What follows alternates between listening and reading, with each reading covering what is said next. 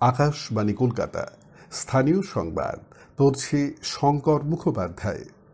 BCCI সভাপতি প্রাক্তন অধিনায়ক সৌরভ গাঙ্গুলি ভালো আছেন, তবে আজকের দিনটা তিনি নিজে থেকেই হাসপাতালে থাকতে চেয়েছেন, তাই আজ তিনি বাড়ি ফিরছেন না।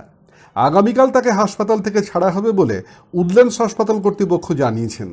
এদিকে সৌরভকে এক ঝলক দেখতে হাসপাতাল এবং তার বাড়ির সামনে আজ সকাল থেকে বহু মানুষ ভিড় করেন।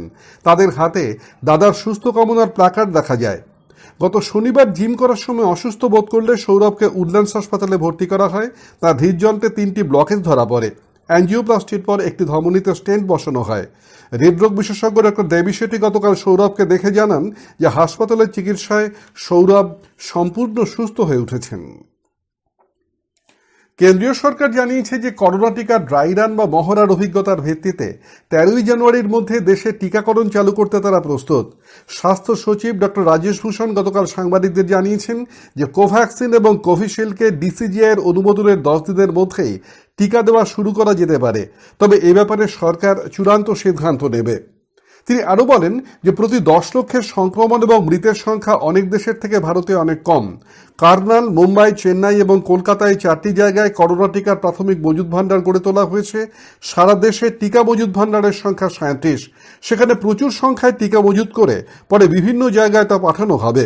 উল্লেখ্য, গত রবিবার 3রা জানুয়ারি ভারতের ওষুধ নিয়ন্ত্রণ কর্তৃপক্ষ ডিসিজিআই দেশে তৈরি কোভ্যাক্সিন এবং অক্সফোর্ডের কোভিশিল্ডকে জরুরি ভিত্তিতে প্রয়োগের অনুমতি দেয়।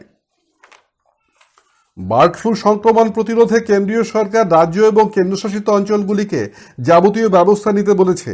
হিমাচল প্রদেশ, রাজস্থান, কেরালা সহ দেশের বিভিন্ন রাজ্যে প্রচুর সংখ্যায় পাখির মৃত্যুর পরেই কেন্দ্রের এই চেতাবনী। গবাদি পশু এবং মানব শরীরে যাতে বার্ড ফ্লুর সংক্রমণ না ঘটে তার জন্য কেন্দ্র রাজ্যগুলিকে বিশেষভাবে সতর্ক করে দিয়েছে।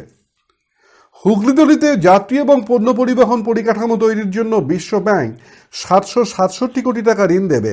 বৃহত্তর কলকাতার নদীপথ পরিবহন পরিকাঠামোকে ঢেলে সাজাতে গতকাল নতুন দিল্লিতে এই মর্মে বিশ্ব ব্যাংক, কেন্দ্র এবং রাজ্য সরকারের মধ্যে একটি চুক্তি স্বাক্ষরিত হয়েছে। বিশ্ব ব্যাংক জানিয়েছে যে এই প্রকল্প রূপায়িত হলে কলকাতা সহ দক্ষিণবঙ্গের 5টি জেলার প্রায় 3 কোটি মানুষ সরাসরি উপকৃত হবেন। জলপথে যাত্রী এবং পণ্য পরিবহনে গতি আসবে। কেন্দ্রীয় অর্থমন্ত্রকের অতিরিক্ত সচিব CS মহাপাত্র জানিয়েছেন যে অন্তর্দেশীয় জলপথকে পরিবেশ বান্ধব বিকল্প হিসেবে গণ্য করা হচ্ছে। এর ফলে কলকাতার বাজার এবং দূরবর্তী এলাকার মধ্যে সরাসরি সংযোগ স্থাপিত হবে। বিশ্ব ব্যাংকের তরফে জুনেইদ আহমেদ এবং রাজ্য সরকারের পক্ষে deputy resident commissioner Rajdeep Dutta চুক্তি স্বাক্ষর অনুষ্ঠানে উপস্থিত ছিলেন। পশ্চিমবঙ্গের শিল্পক্ষেত্রে বিকাশের লক্ষ্যে কিছু পরিকল্পনা গ্রহণ করতে রাজ্য সরকার আজ বিকেলে শিল্পপতিদের সঙ্গে বৈঠকে বসতে চলেছে।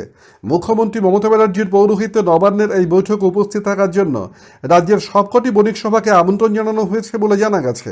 বৈঠকে রাজ্যের বর্তমান শিল্প পরিস্থিতি নিয়ে পর্যালোচনা করা হবে।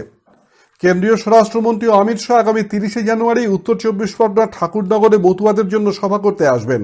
ঠাকুরবাড়ির কামনা সাগর সংলগ্ন ময়দানে তিনি সভা করবেন।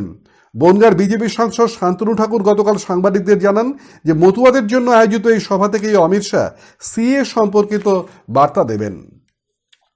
গরু ও কয়লা পাচার কাণ্ডে জড়িত সন্দেহে সিবিআই পশ্চিমবঙ্গের 3 আইপিএস অফিসারকে জিজ্ঞাসাবাদের জন্য তলব করেছে। তথাগত বসু, কল্লোল গনাই এবং অংশুমান সাহাকে 1 সপ্তাহের মধ্যে কলকাতার নিজাম প্যালেসে সিবিআই অফিসে হাজির হতে বলা হয়েছে। তথাগত বসুকে কয়লা পাচার এবং বাকি 2 আইপিএস অফিসারকে গরু পাচার কাণ্ডে জেরা করা হবে বলে জানা গেছে।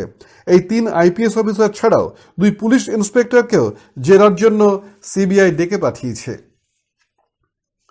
কড়া নজরদারির ফলে সীমান্ত দিয়ে বাংলাদেশে গরু পাচার রোধ করা সম্ভব হয়েছে বলে বিএসএফ এর দক্ষিণবঙ্গের আইজি অশ্বিনী কুমার সিং জানিয়েছেন। রাজারহাটে গতকাল বিএসএফ এর কার্যালয়ে এক সাংবাদিক বৈঠকে তিনি বলেন যে গত বছর সীমান্ত দিয়ে পাচার করার সময় 31,600টি গরু আটক করা হয়েছিল, এবার তা কমে হয়েছে 5,000। বঙ্গবন্ধু শেখ মুজিবুর রহমানের জন্মশতবার্ষিকী উপলক্ষে বিএসএফ এক মৈত্রী সাইকেল র্যালির আয়োজন করেছে। বিএসএফ এর আইজি অশ্বিনী কুমার সিং জানিয়েছেন যে আগামী 10ই জানুয়ারি ঘোজাডাঙ্গায় সীমান্তরক্ষী বাহিনীর পানিতর ক্যাম্প থেকে এই সাইকেল যাত্রা শুরু হয়ে 17ই মার্চ মিজোরামের সিলকোরে ক্যাম্পে গিয়ে শেষ হবে। রাজ্যপাল জগদীপ ধনখড় আজ একদিনের পূর্ব মেদিনীপুর জেলা সফরে। সকালে তমলুকের সতীপীঠ মা বর্গভীমার মন্দিরে ষষ্ঠীক তিনি পুজো দেন। সরকারি কর্মীদের নিজেদের দায়িত্ব কথা তিনি আবারও স্মরণ করিয়ে দেন। উত্তর চব্বিশ পরগনার ব্যারাকপুরের চিড়িয়ামোড়ে ট্রাফিক পুলিশের তৎপরতায় আজ সকালে প্রচুর সংখ্যক বিরল প্রজাতির কচ্ছপ ধরা পড়েছে। পুলিশ চালক এবং খালাসিকে গ্রেপ্তার করেছে।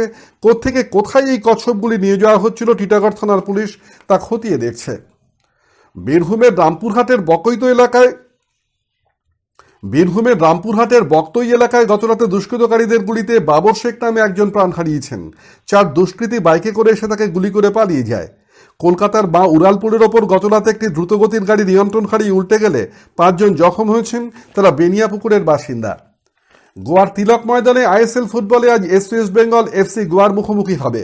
খেলা শুরু হবে সন্ধ্যে 7:30টায়। গতকাল ফতোরদা স্টেডিয়ামে মুম্বাই সিটি 3-1 গোলে বেঙ্গালুরু এফসিকে হারিয়ে 9 ম্যাচে 22 পয়েন্ট নিয়ে লিগ তালিকার শীর্ষে উঠে এসেছে। স্থানীয় সংবাদ শেষ হলো।